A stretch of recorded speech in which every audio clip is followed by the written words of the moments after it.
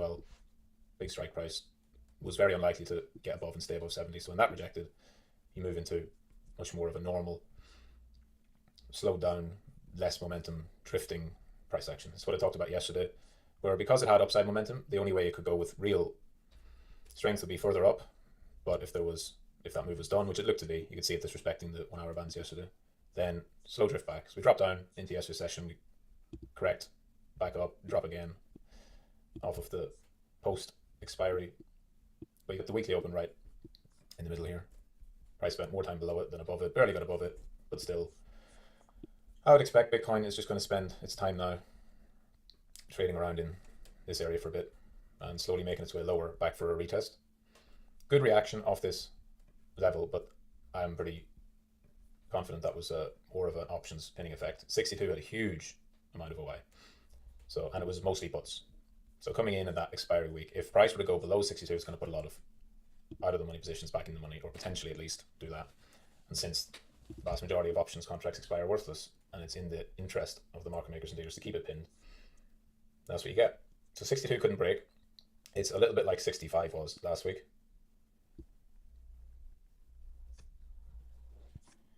And was it last week or the week before? Yeah, it was 12th of February. Yeah, that was going into a weekly expiry. So on the Friday, we had a big weekly expiry as well. The weeklies have about, at the moment, monthlies on Deribit have about 8 billion. Next month will be bigger because it's the end of the quarter, the 27th of March. That's already 10 billion, that'll grow. Quarterly is bigger again, but that won't really become super relevant until next month. It's already getting closer to it.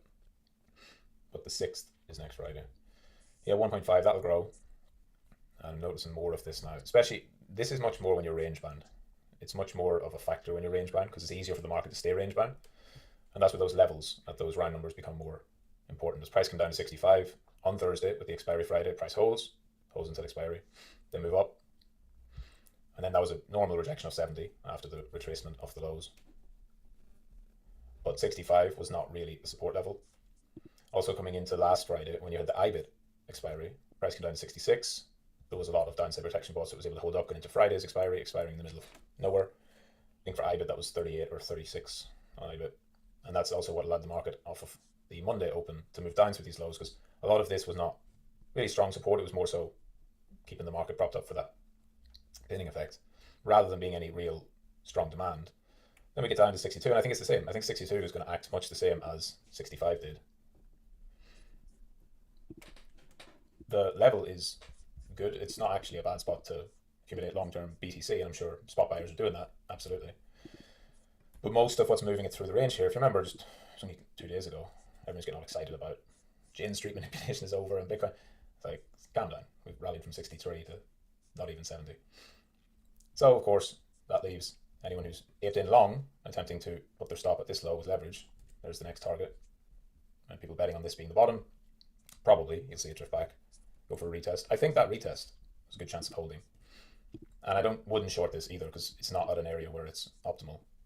It's like when I was showing yesterday that if there was going to be a trade, I want to see like a proper retest of 70 to give a good entry. It didn't give that, it just dropped. And that's why there was for me, no reason to short that, as these slower reversion markets, they'll break, but then they'll consolidate. And they'll break, and it probably be the same today. It'll probably have some kind of sideways unless it starts to really get below 65. If we lose 65, there's not much that will stop it to 63. That part can probably come pretty quick. We didn't spend much time there.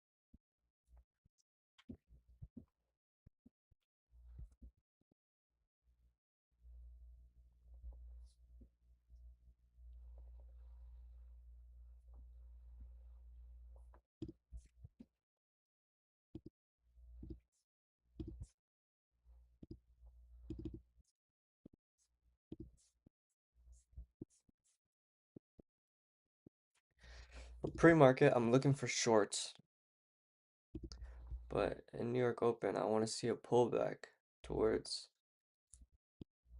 the 6,900 level. Then I can look for shorts. But other than that, there's no range. Market's already like making its move down still, so just have to wait and see what happens today.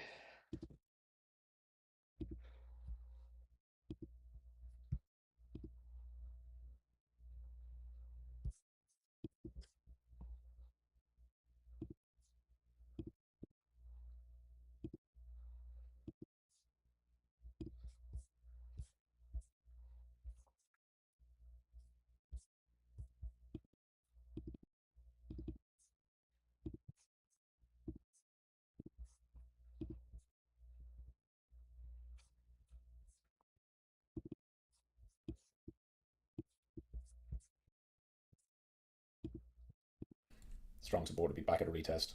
But certainly if we get into these lows again, hit 62 proper, start getting closer to 60, it just becomes more better odds for stepping in to support it. And the faster it moves, the more inefficient it does, the more you should see those buyers step in. Same as 70. Getting to 70, it's not that 70k had to be resistance, it's how it got there. It moved very fast across about 24 hours from 62 all the way up to 70, leaving behind this inefficiency. Good spot when you see the rejection, see the momentum weakness to sell or to get out if you were long. 63. That bar can probably come pretty quick. We didn't spend much time there. Strong support to be back at a retest. But certainly if we get into these lows again, hit 62 proper, start getting closer to 60, it just becomes more better odds for stepping in to support it. And the faster it moves, the more inefficient it does, the more you should see those buyers step in.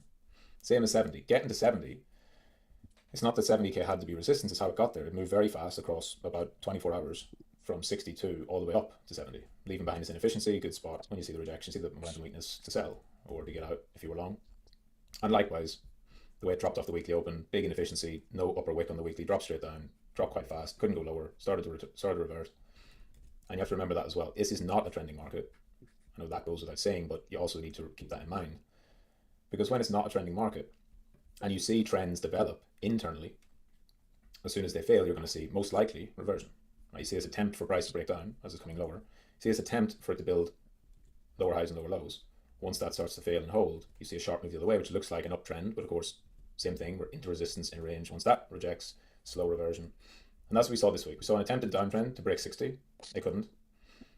The snapback of that was sharp, which looked like a sharp trend to 70, which again is within a choppy consolidation. So once that fades, it's why often as well you don't get those retests. You don't get the, it doesn't hang around for that long at the highs or the lows and spends more time in between both. So I would look for the same thing. If Bitcoin was going to be an interesting spot to long, you want to see it gap quite a bit down. And if it moved down fast into that 62 area and started to find some demand and there's left behind enough of an inefficiency, and you see lower time frame signs, you could have it trade back up as it continues to chop around. The obvious best spot for that would actually be to hit 60 or take out 60, because there'll be a big pool of liquidity sitting there. And you should see a good bit of demand stepping in at that point. But that's BTC for now. Zoom out. Same place it has been for the last several weeks. Nothing's really changed. It's still angling lower, but with low momentum. Volatility still coming down. A little bit of an uptick on it, but overall falling after the big spike it had. And that probably persists for another bit. ETH, showing 2k is not much. It's actually very, very similar to 3k. These round numbers, what people do at round numbers is buy or sell. And then if price doesn't treat the round number as a support or resistance, but instead goes above and below it, that creates a lot of choppiness. So like when it came into 3k, after being up as high as nearly 5, comes to 3k, it looks like it's holds up just above 3,000, looks like support, but then it doesn't go below 3, it goes way down to 26, but then it goes way back up to 34, and back to 28, and up to 32, so you get 3k as being not a good spot, not a good place to buy or sell within this month-long period, 2 months nearly. It's actually the midpoint, right? 3,000 is just right around the middle of that consolidation. And that's where you have 2k now, acting much the same. You see ETH at that 2,000 level. And price is not respecting it as a support or a resistance. So people are selling below 2, buying back above 2, selling below it, buying back above it, and it's not acting as a clean SR. Sol, similar with 100 getting lost, but it's just straight up lost that. Tried to hold it, went down through it. 80 being the next level for Sol, which has been a big level over the years. And it's similar. It's dipped below it, pushed back above it several times.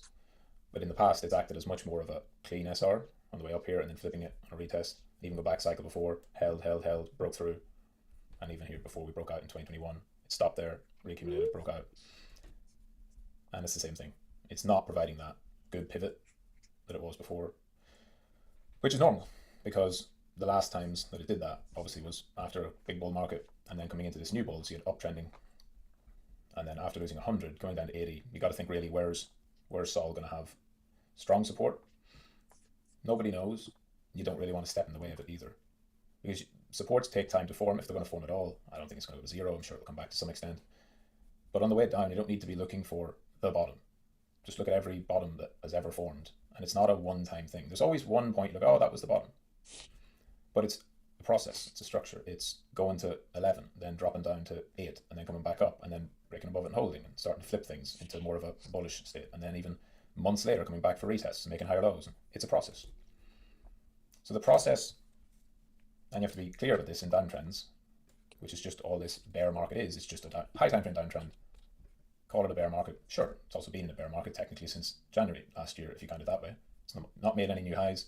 This was not a trend. This was a counter. Look at the momentum, impulsive, 300 down to 100.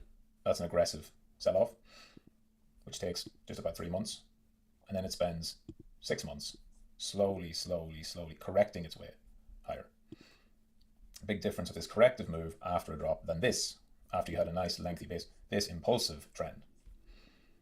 So the corrective phase is very much where we're still at. For Sol, for Bitcoin, for ETH. And there's no change, no sign of that changing just yet. And we've got to see where does price start to settle. Stonks. Today is, we do have data, there's PPI. This carries a bit more weight than it would have otherwise because of last week. So, in order, CPI has the most market impact, Consumer Price Index, once a month.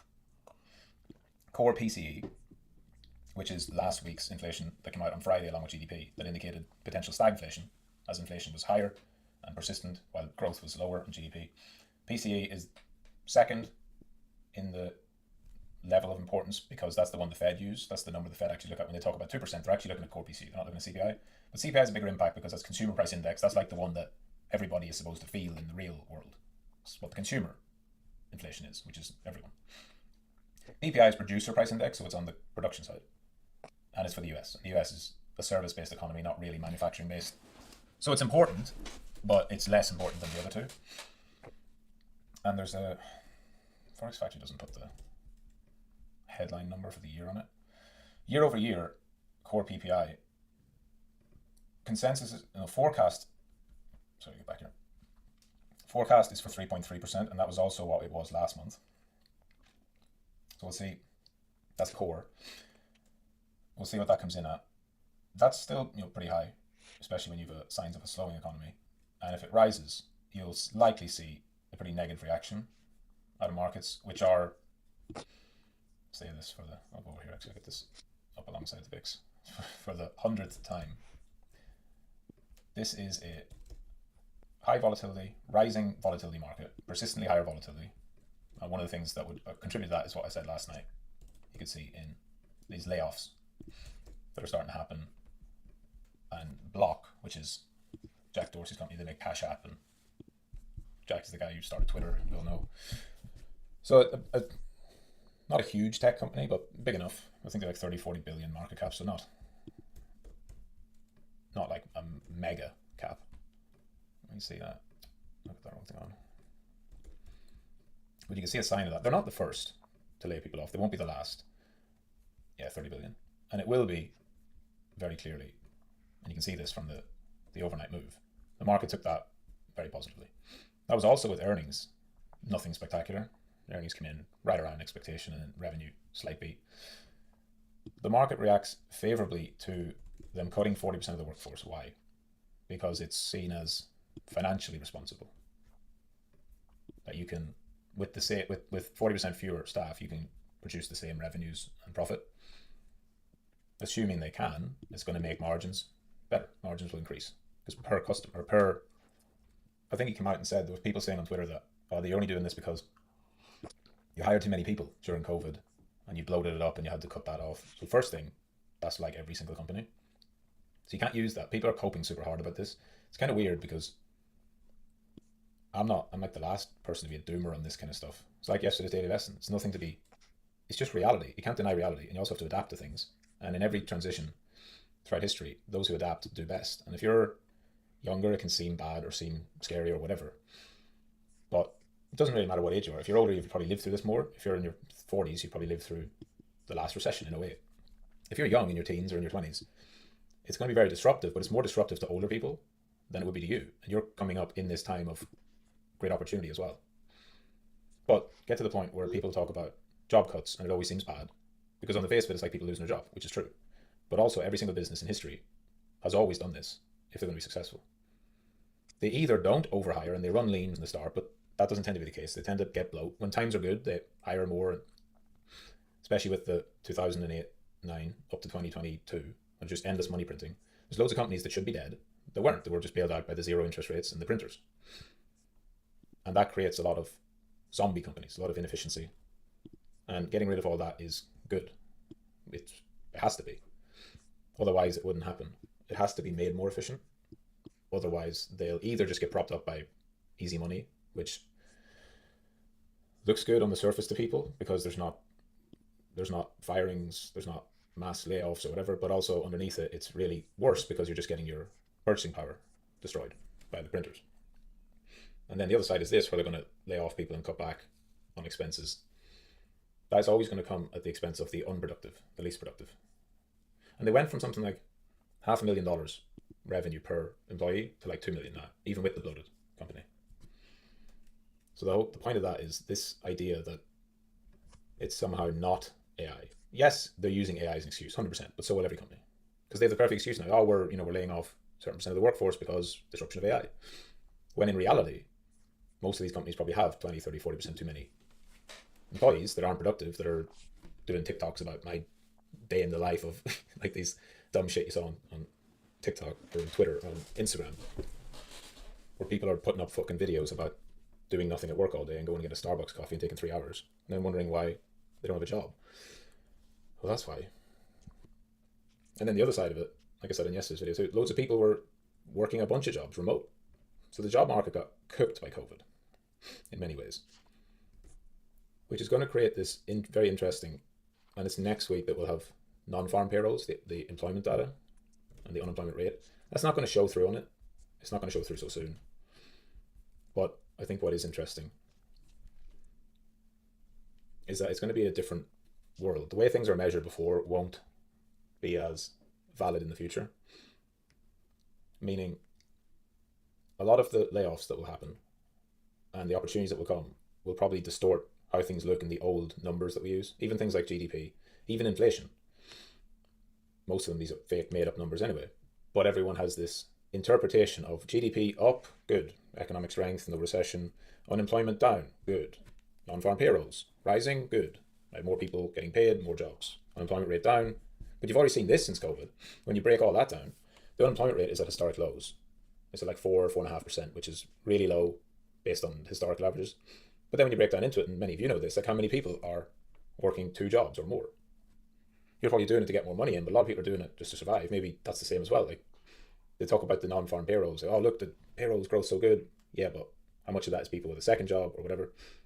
That's where like the numbers hide the reality. But you also, the markets react to the numbers and trade off them. GDP is a perfect example. You don't have a recession technically unless GDP goes negative for 2 quarters consecutive. Except it did that in 2022, and Biden's administration just said there's no recession.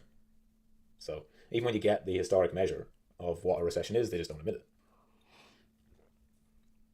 But also GDP, if they print money and they do fiscal stimulus, that goes down as increasing the GDP. That's like saying that you've got more productive output because you printed more money, which is ridiculous.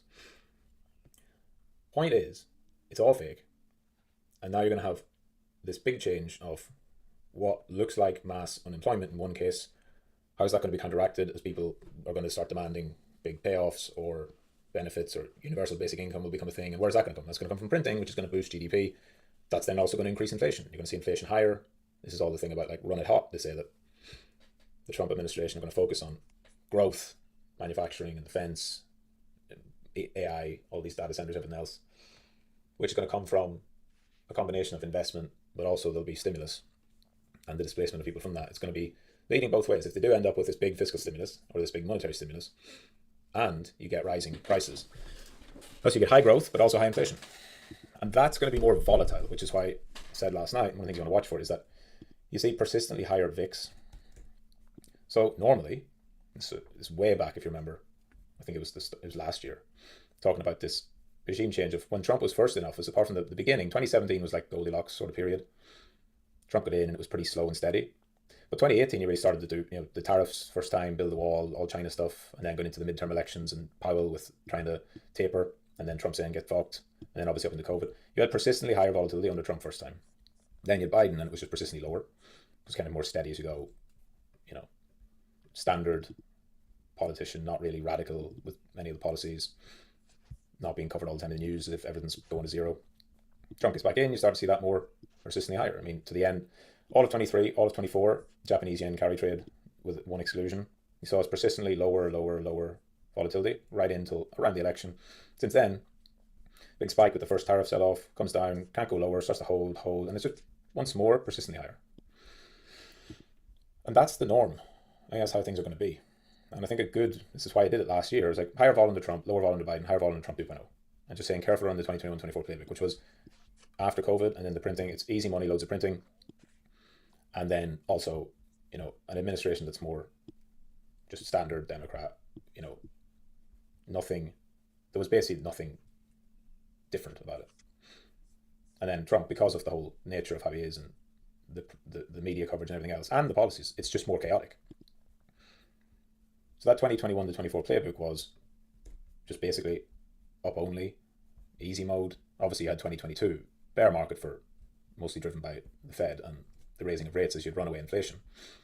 But even that, look at the drops in Trump's term. There's not bear markets, but there are proper fast crashes. Two of them, the taper tantrum of Powell when he tried to start doing QT and tried to raise interest rates, and that shocked the market, and Trump said get fucked, and he promptly pulled back. That's why Trump and Powell hit each other.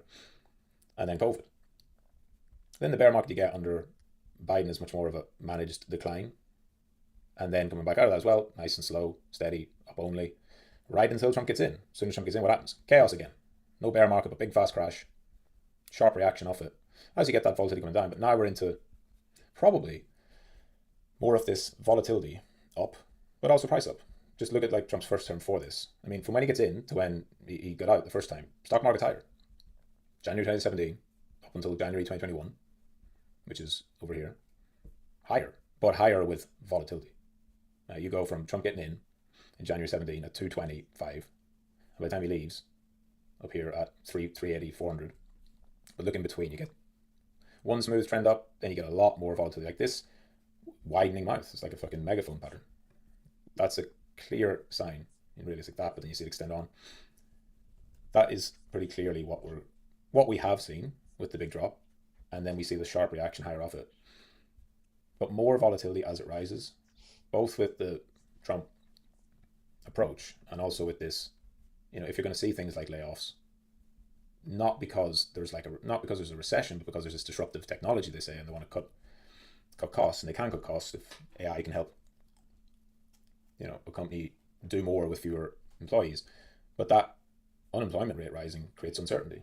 It's like I posted last night, like what way do you approach it? Do you say markets in this environment? If there's mass layoffs because of AI, what do you say with the markets? Do you say up or down? It's not that simplistic, because it's also a misconception that a good economy equals a good stock market. It doesn't. Just look at Europe, look at UK at the moment. Look at most stock markets are at all-time highs and the economies are not doing well. It's really a function of liquidity and stimulus, as well as the productive output. But the productive output is not. Since the printing they do just goes in and feeds into GDP anyway, the other way you can boost GDP is by having truly profitable, productive companies. And it's much easier to do the former than it is to do the latter. So typically, like I've been showing for the last few weeks, when you see the VIX rising, like it's not surprised that any big spikes up in the VIX come with drops in stocks. When the VIX spikes up and stocks drop, like that's volatility is typically, the VIX is typically inverse correlated to equities, as people are buying more downside protection, or there's fears of some kind of volatility shock that's going to go a lot higher. And any of the big spikes you see in it, it's always in the markets dropping the most. But also a more persistent, it's all, this is why it's so much about the floor. Like this persistently rising volatility doesn't have to equal markets lower overall. Again, back to Trump first term, it was rising all the way through his first term. The floor from 2017 into 2018 into 2019 and into 2020 was higher, but prices were also going higher. But a lot more of that volatility in between, like 2020, COVID crash. So opportunities are there. You just got to be more nimble to it. It's not, at least right now, it doesn't seem like you've got geopolitical stuff with Iran. You've got still the uncertainty with tariffs. You've got these potential layoffs. You've got inflation. There's loads of uncertainty, so volatility stays higher.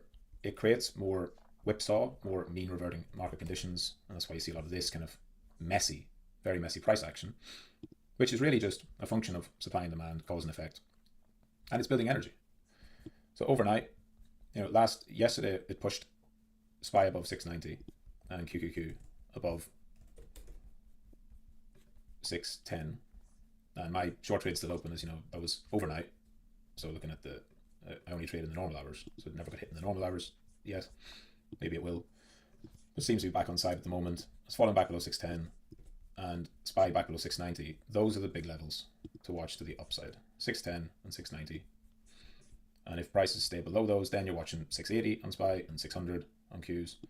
And like it has been for weeks, but now probably with more of a probability to break it. Because it's tried the upside, if it makes its way back to 600, I think this time that will break, same as 690, or 680 I should say, because it's made the upside push and rejected. But equally, if it can't break it and holds and holds and holds, you're going to see prices continue to stay in this range and probably go higher. A lot's going to come down to how the market reacts today after what is pretty clearly a news event failure for NVIDIA, after NVIDIA's earnings being the big focus of the market. Let me get these so it goes off. NVIDIA's earnings being the big focus of the market this week, getting to the point where earnings were back in November, a quarter ago. Going into earnings, you had the pump in the post-market. That's what created that little pump on Qs as well. And that immediately got sold into, and then off the New York Open yesterday sold into, and then more selling and closing at the lows with no signs of real intent yet. So that appears to be opening lower and heading for 180. Again, still range bound, but on the close today, we'll have a weekly close. So depending on how this closes and where it closes, will be pretty informative, I think, for the next direction, as we've seen on each of the weeks where we've had the majors reporting earnings. That was over here when you had Meta and Tesla and Microsoft and I think it was Apple. The four of them were in that week. And then the following week you had Amazon and Google. So red week with four of them reporting, another red week with next two reporting, and we're heading for a red week potentially here. Currently, as of yesterday's close, it's sitting green, but in the pre-market it's sitting right around the weekly open. We'll see how that closes at the end of today's session. NVIDIA does seem to be in a spot where it could potentially have a bearish weekly, especially if it closes below 180. On the weekly, that would be engulfing. If it holds here, if it gets bid up, you also look at 200, which it hit in the over.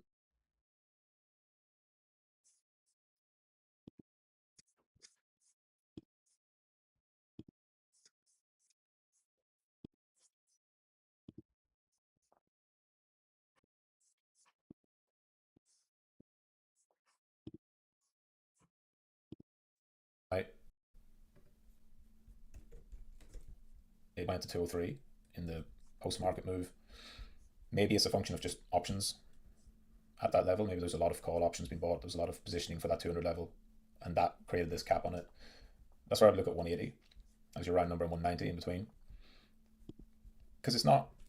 This is like hello traders, welcome back to another video. This is day in the last few weeks when we talked about recording my entire trading session. This is if you just look at this purely. Glasses are back for today because just price alone, nothing else. I kind of folded after. Well, it's very clear that the trend ended. Day today, it was. You had this last push failed and comes back into consolidation. If you just look at all of this, just imagine that is a lower high retest. So I had to. And if price does end up going with a little bit of from here, it won't be a surprise. You'd say, yeah, That makes Mr. sense. Hayes. Because everything in Uh, hindsight will So seem obvious, we're chilling right which now. is We're not the way you chilling with should a trade little it. bit You're of not trading hindsight, sativa, but you're looking at. but It's easy to look at let's this and not think, well, it's let fine that now because it's the distract same as us Bitcoin from was. going through our trading day today. You already know I post all of my trades for free on the Discord. So if you haven't joined already, what are you doing? Just join. Just see how I trade. I trade pretty good. And yeah, there's other people like you in there. And yeah. So February 24th, 2026, how did we do? The morning session was not a good day. Mainly because I was not following my rules. The market was acting pretty well, not too clean, but it was a pretty good day. So I had 3 losses and a win for a loss of $171. So I took 3 losses first and then took the winning trade. So by the end of the 3 losses, I was down $700 for the day, and I brought it back up till 171. And in the evening, I waited patiently. I was waiting like 2 hours, just looking at the chart, taking no trades, and we took one win for 520 on the funded and 1,020 on the eval. I just came up with a new idea to replay the day on TradingView. So these are the trades that I took. You saw the receipts on Discord. You get the plus signs and the minus signs. 122 for the day, and these are the 4 trades that I took. So what we'll do is we'll actually go back in time to 9 o'clock when I first started. 9 o'clock when I first started, the first thing that I did was go to the 15-minute, mark out these highs and the lows that I was seeing during the 15-minute before the market opened. I was thinking, in order for us to trend for the day, we have to take one of these levels first. So if you're going up, we gotta go down first. If you're going down, we gotta go up first. So that's what I was thinking.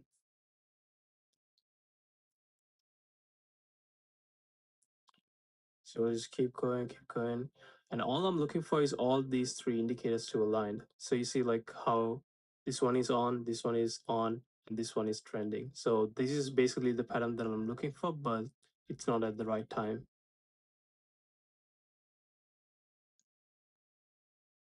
I was waiting, it's nothing to do. And then the indicator went off. But I know that, and then I took this shot. But in the recording, I said,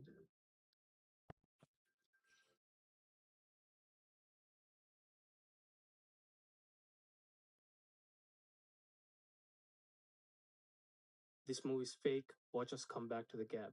I literally called it, but I still let the emotions take the best of me because the system is technically on and it's on very strongly. So I had the full one that I entered and price did exactly what I thought it would do, which is it came back to the gap. And then price immediately starts turning for longs because like there's buy volume coming in, the bias is long and we're trending. So I took the second trade over here for a long, which ended up in another loss. I didn't go break even because one of my new rules is that I wait until price makes a new higher low in a uptrend in order for me to put the stop to break even. You could say that this was a sign for me to put a break even, but I would say I was not following my rules in this trade either because I'm supposed to wait until price breaks out of this 15-minute level. That's the whole point of me drawing them out. So if I'm like taking trades when I'm within the gap, what am I doing? Well, what I'm doing is that I'm following my rules because like the indicator is on. So yeah, these are like small issues in this within the system that I have because I am kind of new to this, but the system is so good that I could make 3 mistakes for the day and still that one correct decision that I take will cover almost all of those bad decisions. So yeah, price stopped me out, came back, and then it started continuing up. But since the indicators were not turned on, I was waiting. I was waiting until the perfect setup. So price then broke out of this high, which signals us that all right, price is in an uptrend now because we are making higher highs. Usually price doesn't really go up like that without any significant pullback. So I told myself, you know what, the ideal point of entry is this red line because that's just like me reading market structure. And I know from experience that price does come back to this previous high. And I should have just put the limit order on over there, which I did in the recording. You see, yeah, that's when we got stopped out.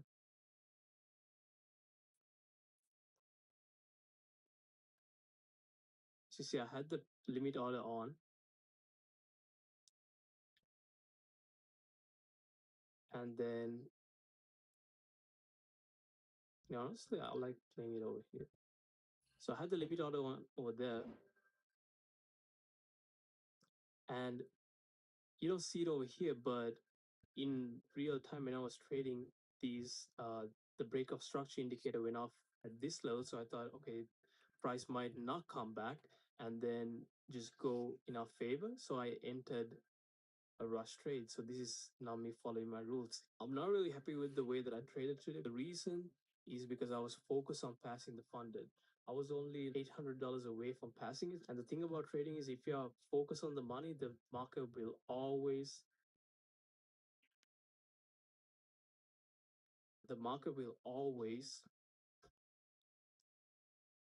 punish you.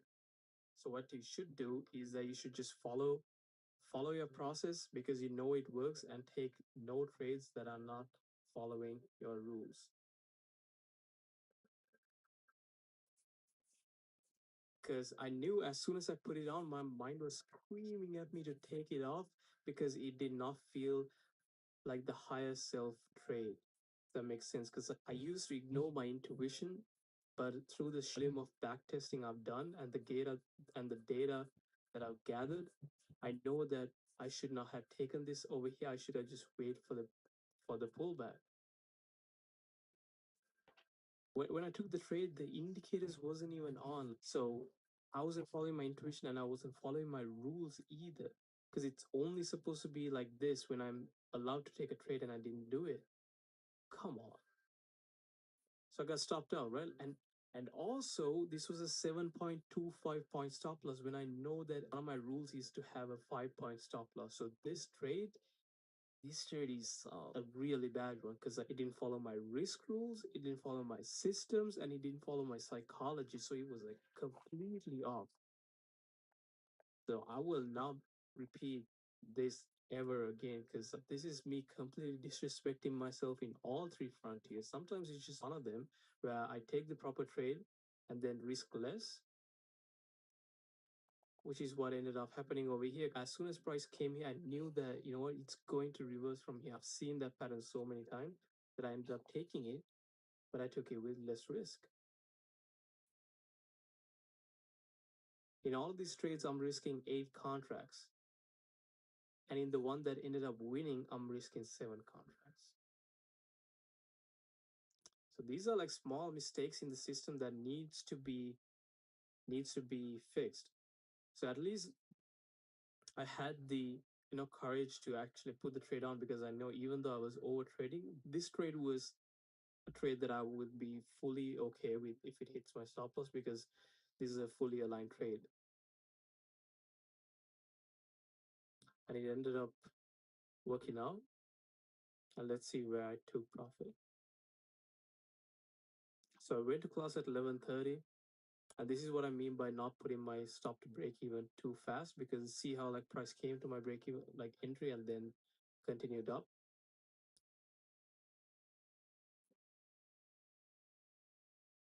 So I was looking at price to take this high. What is this high? This high is when you zoom out to the 15-minute chart, this is the most recent high that I could see price had made, and the other high was that.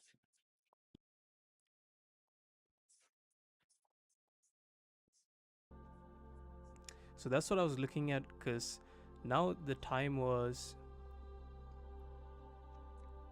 12:16. So at 12 o'clock, my morning session is done. I'm done for the day. That's my time to go to the gym, reflect, because now we trade the second system in the evening. So I got ready for the evening trade, and over here now I'm looking for places to exit. So initially I had my take profit set at this level because I thought that we were gonna be shorts for the day. We're gonna be in the evening session. We're gonna come down and grab this liquidity. So in order for a price to do that, it first has to grab a higher time frame high.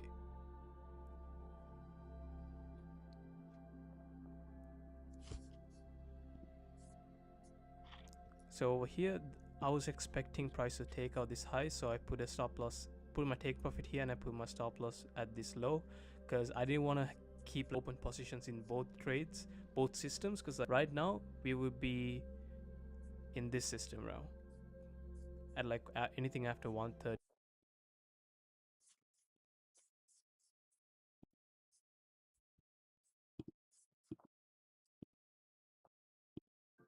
So that's what I was looking at, because now the time was 12:16. So at 12 o'clock, my morning session is done. I'm done for the day. That's my time to go to the gym, reflect, because now we trade the second system in the evening. So I got ready for the evening trade, and over here now I'm looking for places to exit. So initially I had my take profit set at this level because I thought that we were gonna be shorts for the day. We're gonna be in the evening session. We're gonna come down and grab this liquidity. So in order for a price to do that, it first has to grab a higher time frame high.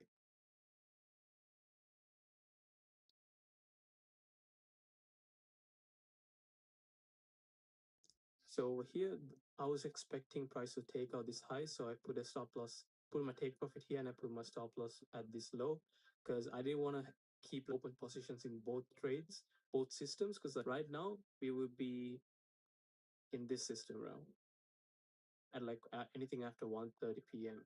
So we'll see where I exited this trade, and then we'll go to the second system. So that's me exiting the trade over there. And like I said, all the receipts are posted in the Discord for free. You can go and check it out for yourself. So yeah, 3 losses and 1 win for the day. That's 171 in the morning. And now let's see how we did in the evening. In the evening, I'll just show you on my Top Step dashboard because that's the progress of the funded account. I'll show it on the Top Step account because I was trading the 15-second chart and I don't have access to that on TradingView. So this is the trade that we took. So let's see, what was I thinking? Why did I go long today for a profit of $522? $522 on the funded and 1,020 on the eval.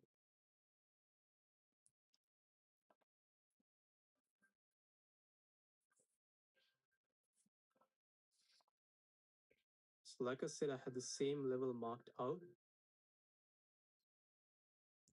Where at 130, 145, price hadn't taken this out. So I was initially thinking about going short. And then I was wondering that if price wanted to come short for the day, it would have taken this out. It would not have just left that little bit of gap, right? So what I'm basically looking for, it's really simple. I'm looking for, let's say if I'm looking for shorts, then in the morning price would have gone up. And then what happens is that the highs the price is making starts getting shorter and shorter, and eventually it takes out the most recent high, comes back and makes a new intermediate low, comes back up, and then there's usually a bunch of fair value gaps here, and then it goes down. So this is like a three candle pattern that I'm looking for in the market structure. And over here would be a fair value gap. That would be my entry, and then me riding that trend down to the most recent sell side liquidity that I see. I would wait for a confirmation of the short forming because we will go from making higher highs and higher lows to making the first lower low and lower high and then continue down. That's basically what I'm looking for. So in the evening, that pattern didn't happen exactly. The only fair value gap that I saw was the small as one. and then price wicked out of this, and then I switched to the 15-second because I was thinking, all right, when price comes back over here, then it would kind of like accumulate for a little bit, kind of like what it's doing here, and then it would continue down. But it just tapped it a little bit and came down. And then on the 15-second, this looked like the longs that I would take following my system, because price is fractal. The pattern that you see on the 50-minute happens on the 15-second. So don't think there's any difference between any of these charts. It's just the same chart in different intervals. That's all it is. So you can see your setup in any time frame. So I was seeing that in the 15-second, and it did exactly what I wanted my system to do. If you want to go shorts, I wanted it to take a previous higher time frame buy side liquidity. If we're going shorts, we need to grab buy side liquidity and then come down. If we're going long, then we would grab the sell side first and then make a change of structure, fair value gap, entry. That's it. It's really simple. So I saw we made this recent low, price came down. To see how these lows are getting smaller and shorter together, and then it makes its first higher low. See, it was making lower lows and lower lows, and then we make the first a higher low, and then we have a change in structure because we took out all these previous highs, and then I saw a bunch of fair value gaps, and then I put my risk on over here, anticipating price would come down, which it did. Put the stop loss 0.5 away from the recent low, and I was targeting the most recent high. That's all it is. That's all that I was doing. And it's honestly, after you get enough experience, it's the same thing that happens over and over again. The thing with the funded is that I Is that I scaled this out at this most recent high most because recent. I wasn't sure if price could come up, grab that high, and then continue down for the day because that was also possible. But the good thing about my risk structure right now in the evening is that I scale out of my positions, which I like. But I didn't do that on the eval. I just took full take profit at this point.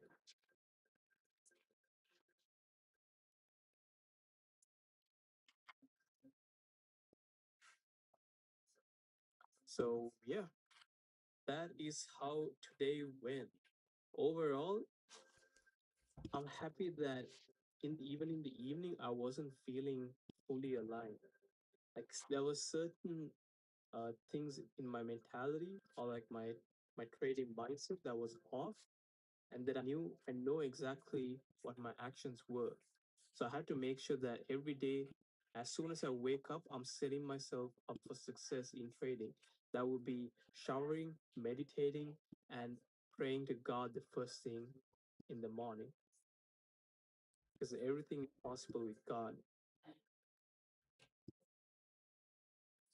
And one of the oldest sayings is that ask and you shall receive. And I think that is entirely true with praying because I haven't formed a relationship with God, I would say, until the start of this year. I used to be very egotistical and tell myself, it's up to me. It's up to the self to achieve all these achievements or all these goals that I have in my mind. But then there was a series of events that happened in my life that showed me how not in control I really am of my reality. Rather, there is some outside entity governing this entire reality. Because if you look outside and don't name anything, don't label anything, don't label a lamp, don't label this a mic, and you just look at reality, you'll see that everything is working perfectly. Everything is working, everything is in its place, and everything is working as should be. And I don't really need to force it. I can just let go. I can let go of my need to hold on to riches. I need to let go of my need to hold on to money, to understand that God loves me and He intends me to have everything that I want in life because that is my higher self. And by me being my higher self, that would ripple off into the entire world where I would create an abundance for all. Because my dreams in life does not end in trading. I plan to create software for VR glasses. We will move away from using phones and being slaves to social media and all this technology, and we'll be using glasses. We'll be a higher form of human beings. We'll just be a lot more smart, a lot more creative, and a lot more powerful. And I got all these goals that I know that trading is just a launch pad for me. And I know that God intends for me to have all of these things. And if I am aligned, and if I praise God, and if I understand that all I can do is make sure that my actions are aligned, and understand that whatever is outside of my control will be exactly what I want it to be, because like life is great, and life is like everything that you want in life wants you too. All the money that you want wants you too. But you just have to become that person in order for you to attract it. You're not chasing the money anymore. If you're chasing something, it will always keep running away from you. But if you have good actions like journaling a trades, posting these videos every day, and I'm like taking the trades that is exactly following my rules, then success will just be a byproduct of it. So yeah, that's just a little bit of weed talking as well. But this is the mindset that I'm having right now, and that I think is a reason for me to get these payouts and continue on, because we're just one day away from my third payout as well. So yeah, reality is changing, and I'm very grateful. I'm grateful to be alive, and I'm just thankful. I'm just enjoying life. I'm enjoying this journey because life is great. So yeah, thank you again for watching these videos.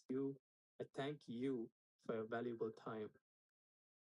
And join the free Discord if you haven't already. And I'll see you tomorrow. Peace.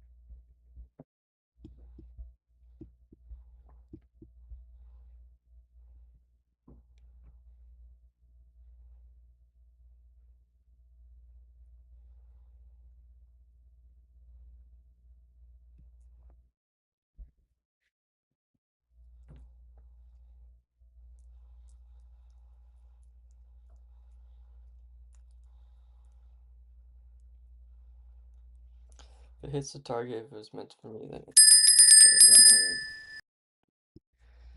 So it looks like this trade was meant for me. I didn't move my entry. Let's see.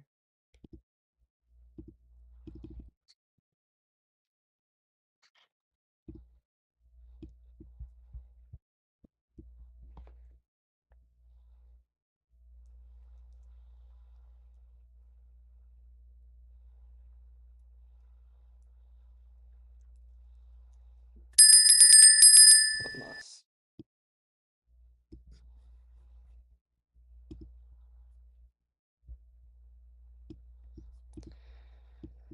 One loss.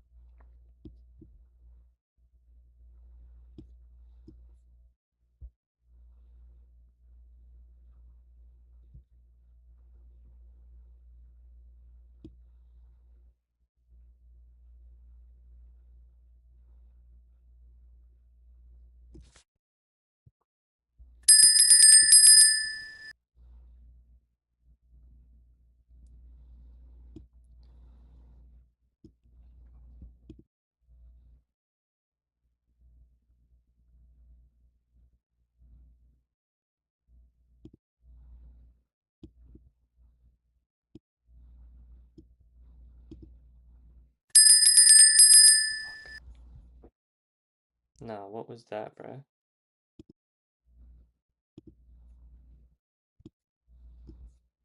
What was that? Nah, I just made a mistake there. What was that, bro? I just made a mistake. One more trade. Okay, one more trade left, bro. That was a terrible mistake.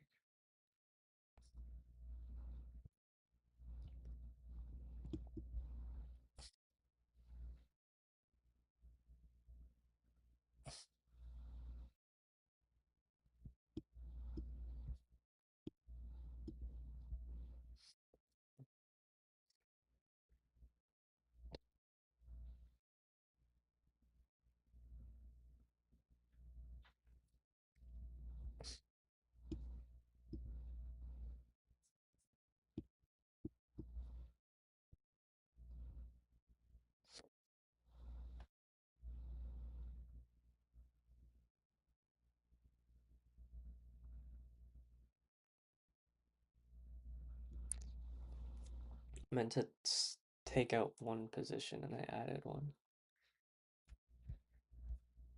That's just silly.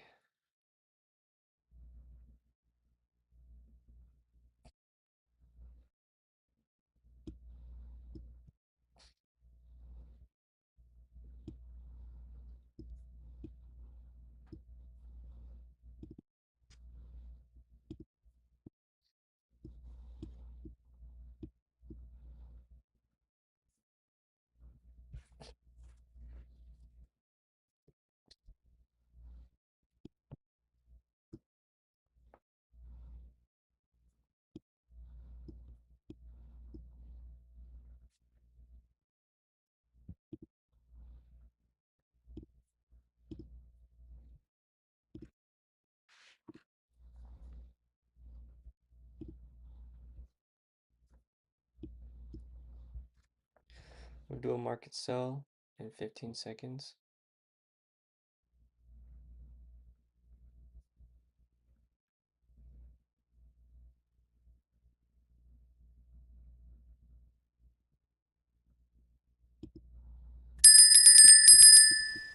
We'll see how that goes.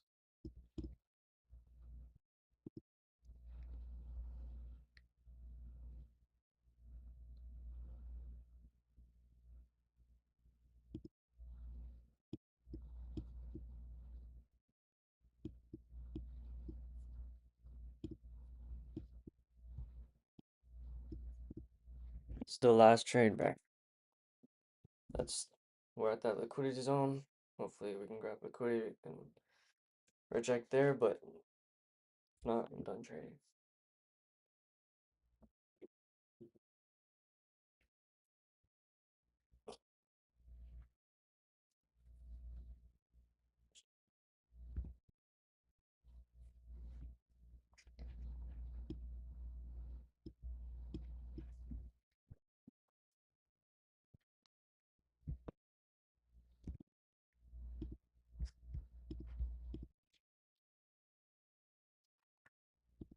Alright, I'm just gonna step away from that.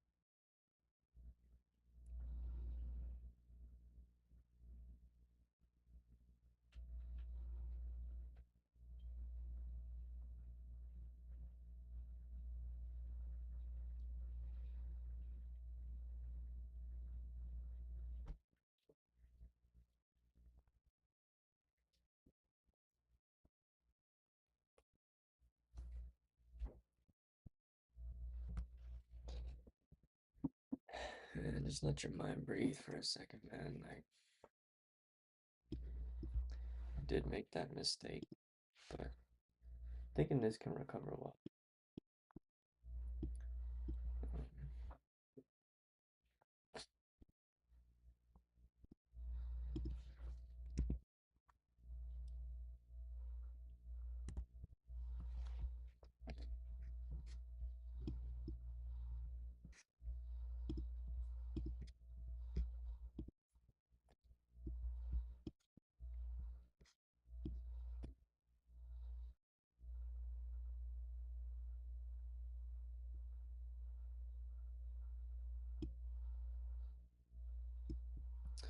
There you go.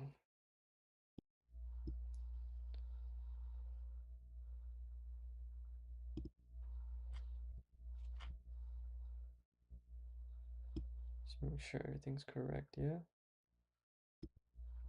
So move the stop to break even.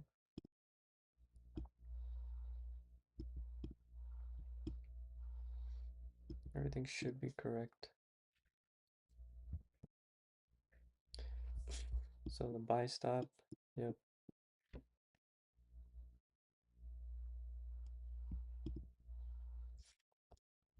Um,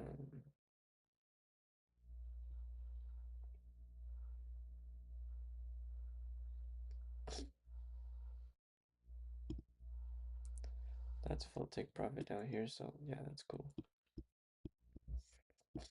I can let go of this trade, bro. $800 loss or full take profit. Like, it's fair retracement.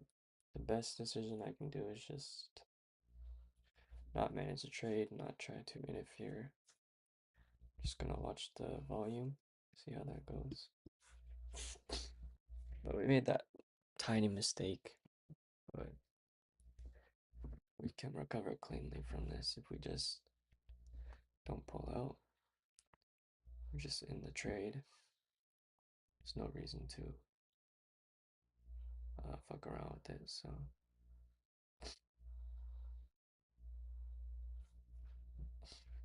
Higher time frame is down, so that's what we're going for.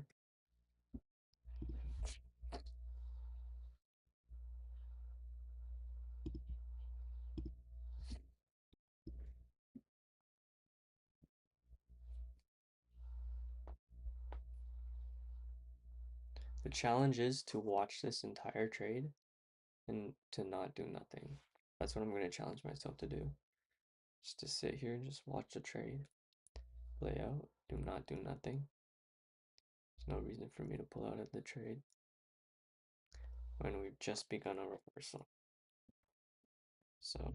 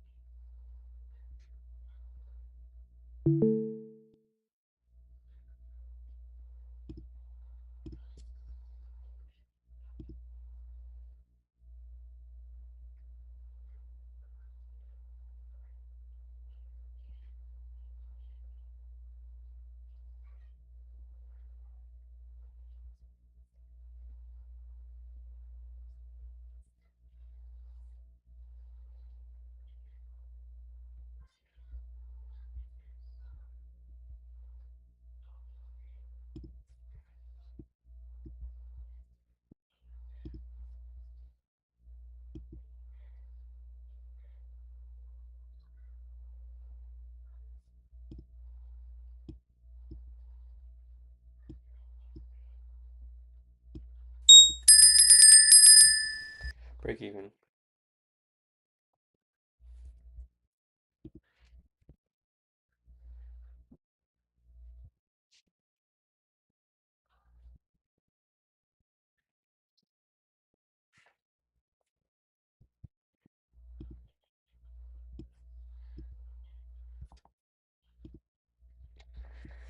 Damn, man, that's unfortunate.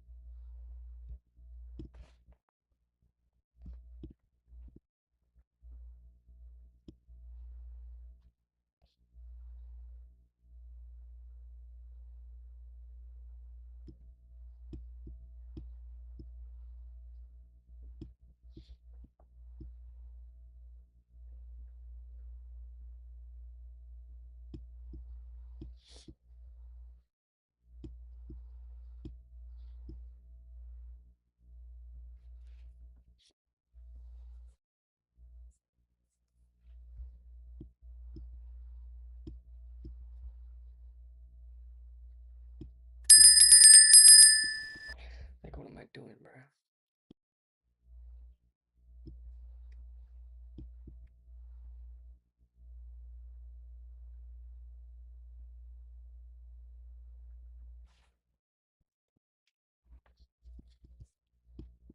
What am I doing?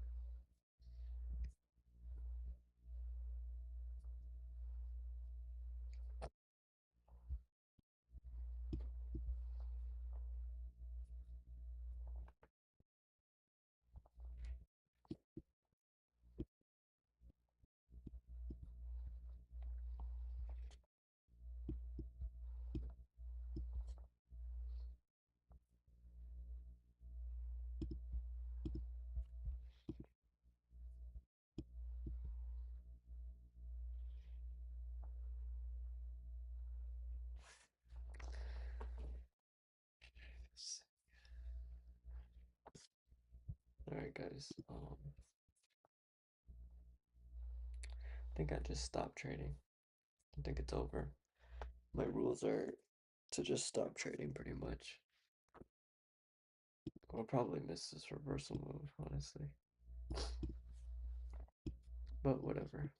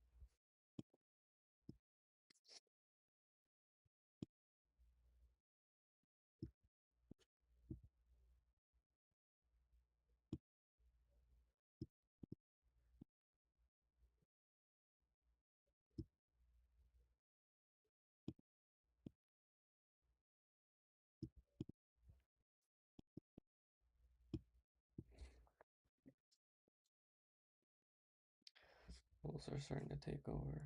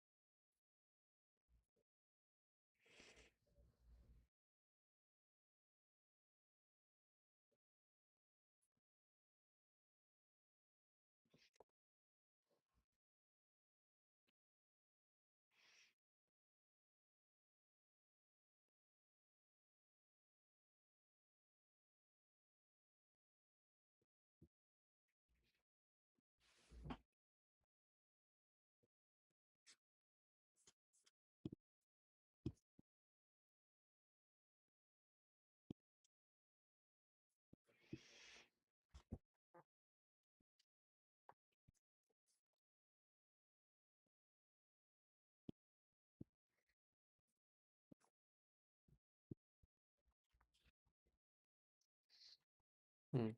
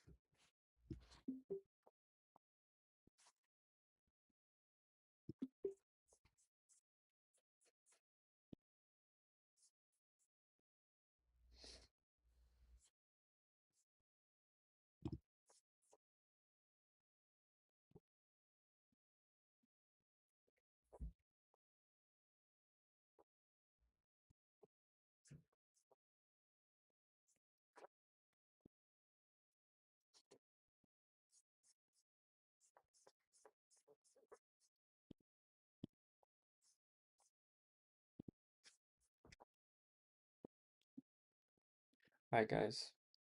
It's about 12 p.m. I'm done. Absolutely done. Fridays are such a weird. Friday was weird. It's getting a little weird on Friday, so that's it for me. We survived Friday. We still have capital for the next week, which I'm happy about. Covered some of our losses. Honestly, today I was like trading reversals. I was trading reversal setups and divergences. So, I think it's fair to say that we broke our rules. I was trading too much off of my thesis, and my bias didn't even hit. My bias this morning was to have price retrace the current week point of control and then look for rejections. But we started looking at rejections at like the Fibonacci level instead. So, yeah, a lot of reflection that needs to happen today. But we survived.